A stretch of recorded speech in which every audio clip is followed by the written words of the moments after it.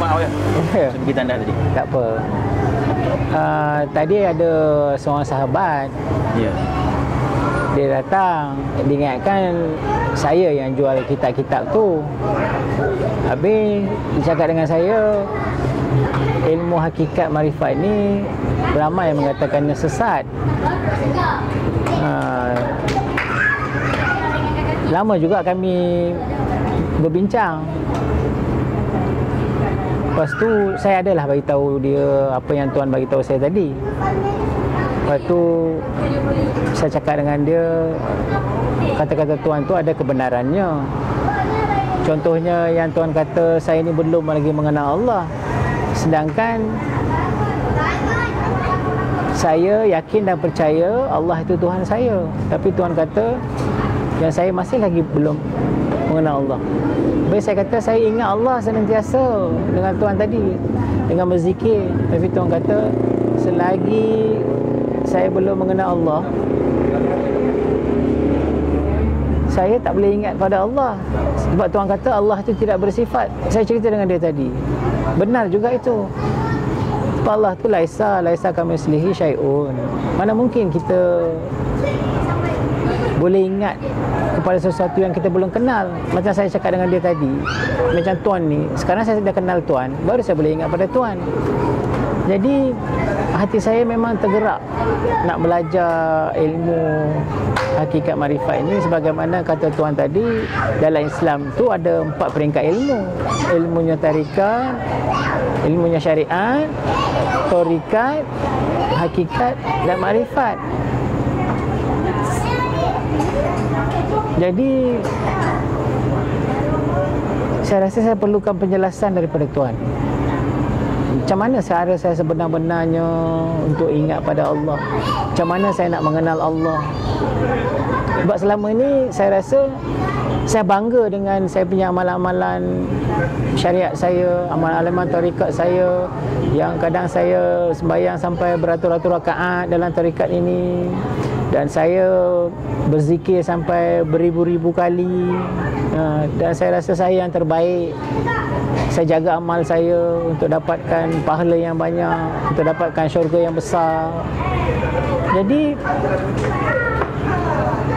saya nak tahu tuan, macam mana cara nak mengenal Allah dan dapat saya ingat pada Allah. Yang tuan buat itu berzikir, artinya ingat pada Allah, tak salah. Kita buat biar kita tahu dan faham. Allahu Akbar, Allahu Akbar, Allah Maha Besar, Subhanallah, Subhanallah, Allah Maha Suci. Biar kita sebut, biar kita tahu dan faham. Persoalan di sini adakah kita faham apa yang kita sebut? Sebut tak salah, pegang tasbih bila-bila pun tak salah. Yang jadi persoalannya, adakah sudah betul-betul ingat kepada Allah? Adakah betul-betul ingat kepada Allah? Dan adakah betul-betul kita mengenal Allah? Jadi saya tanya di dalam lubuk hati yang paling dalam, jawab persoalan saya. Jawab dengan ikhlas. Adakah tuan ini ingin belajar akan ilmu hakikat dan makrifat? Cuba jawab dengan ikhlas depan saya. Ya tuan, selepas tuan berikan penjelasan awal tadi dan tuan pergi ke tandas, banyak persoalan bermain di dalam fikiran saya. Banyak kebenaran yang kata-kata tuan itu, ada banyak kebenarannya. Contohnya tadi, Allah itu tidak bersifat. Mana mungkin kita boleh ingat pada sesuatu yang tidak bersifat? Sedangkan para wali Allah dulu setiap saat dia ingat pada Allah. Itulah tuan, saya nak tahu. Lagipun kata tuan tadi, Islam ni ada 4 peringkat: syariat, tarikat, hakikat dan makrifat. Sedangkan selama ni yang saya pegangan, jadi pegangan saya ni syariat dan tarikat, dan saya rasa saya cukuplah dengan apa yang saya buat sekarang ini. Banyak amalannya, banyak zikirnya, banyak solatnya. Jadi bila Tuan kata tadi macam mana ingat pada Allah, jadi terbukalah hati saya ini, dan dengan ikhlasnya saya nak belajar tahap seterusnya ilmu dalam Islam ini, hakikat dan makrifat ini, dan saya nak tahu cara sebenar-benar untuk ingat kepada Allah yang sebenar-benar ingat. Kalau sebegitu, ajak Tuan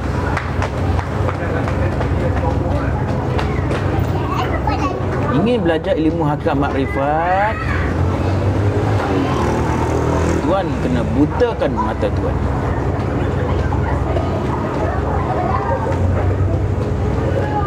Tuan kena pekatkan telinga Tuan. Tuan kena bisukan mulut Tuan. Tuan kena mati sebelum mati.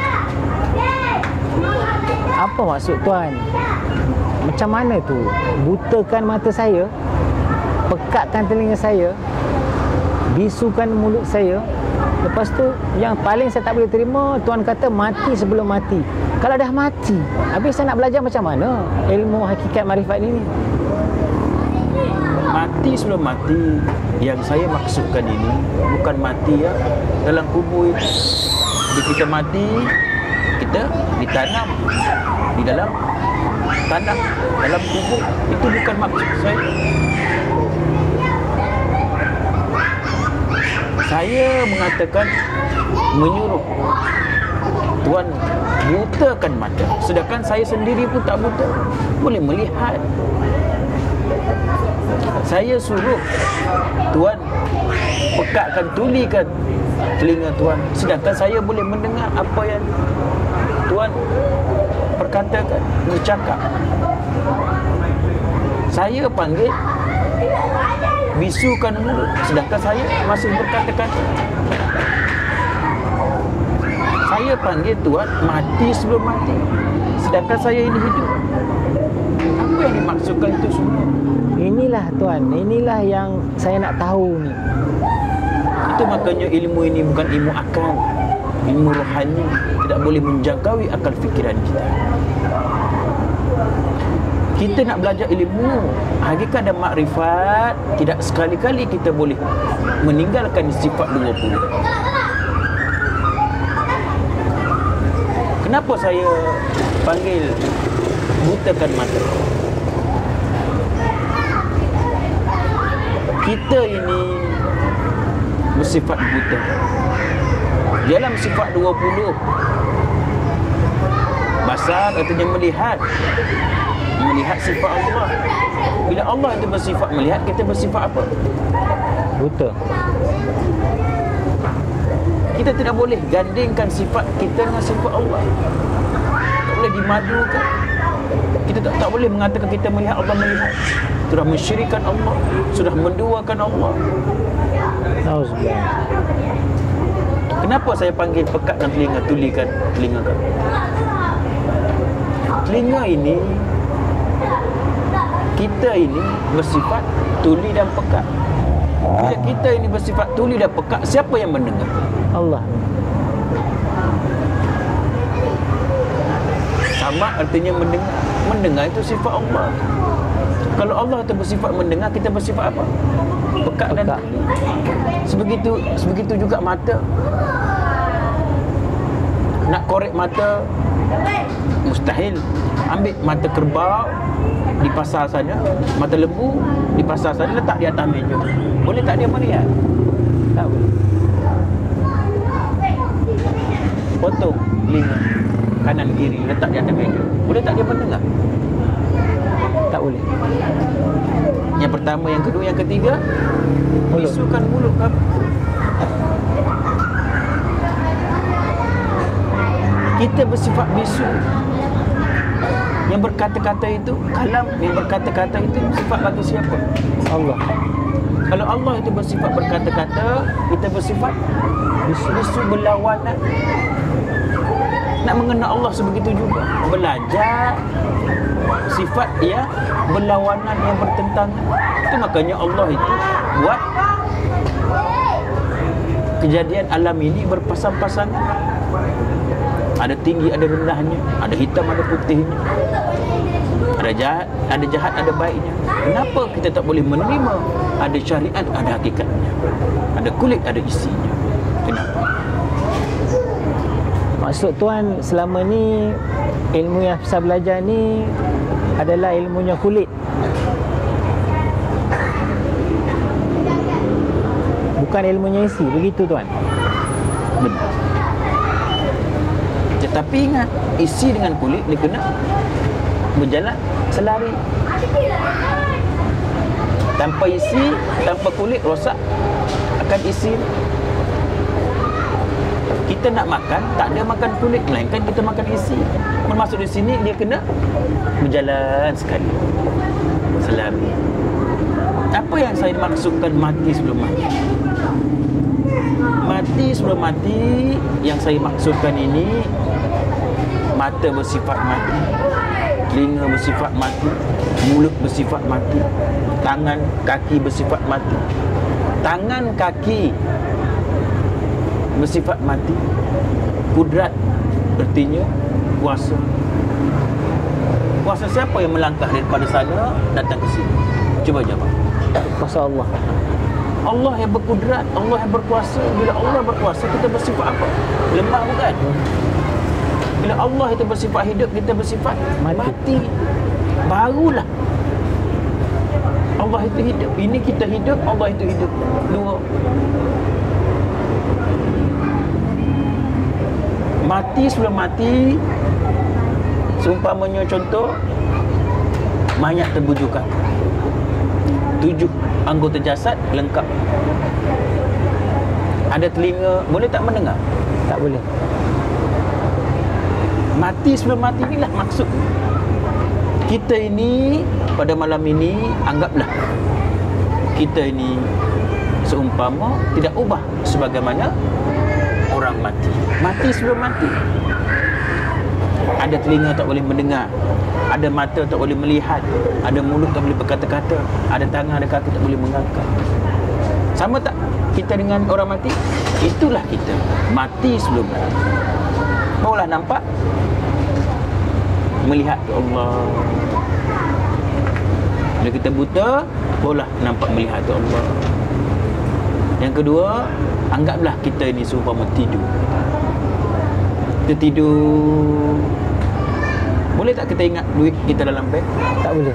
Boleh tak kita ingat bini kita ada? Boleh tak kita ingat bini kita ada tak sebelah kita? Tak boleh. Boleh tak kita sedar? Tak. Telinga sebegitu juga. Kaki, boleh tak kita melangkah tiba-tiba kita tidur, tiba-tiba kaki kita melangkah sendiri? Tak boleh. Anggaplah pada malam ini dua perkara. Kita ini seumpama jenazah mayat, kita ini tidak ubah, seumpama tidur saja. Jadi saya kira cukuplah perjumpaan kita malam ini. Terima kasih kerana singgah tempat saya. Sebelum itu, ambil nombor telefon saya. Kalau tahu saya tidak ada di sini, boleh berhubung, boleh WhatsApp saya. Ambil nombor telefon saya.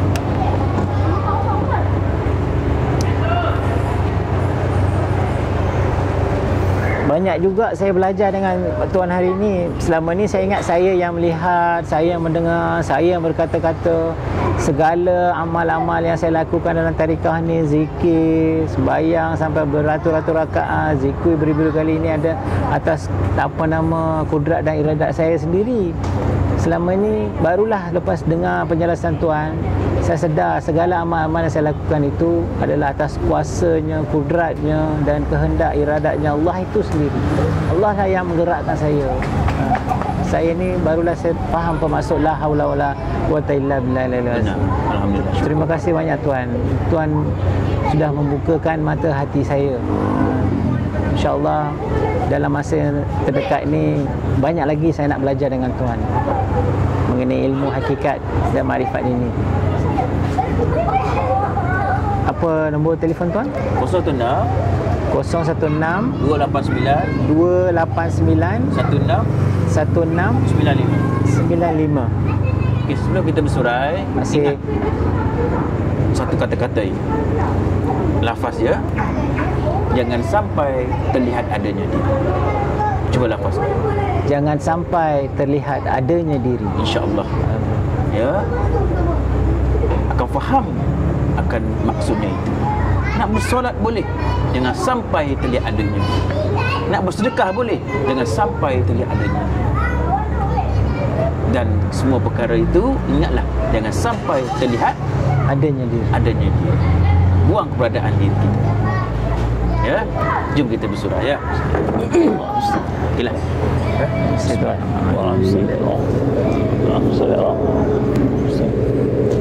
Okey, saya. Terima kasih tuan. Selamat.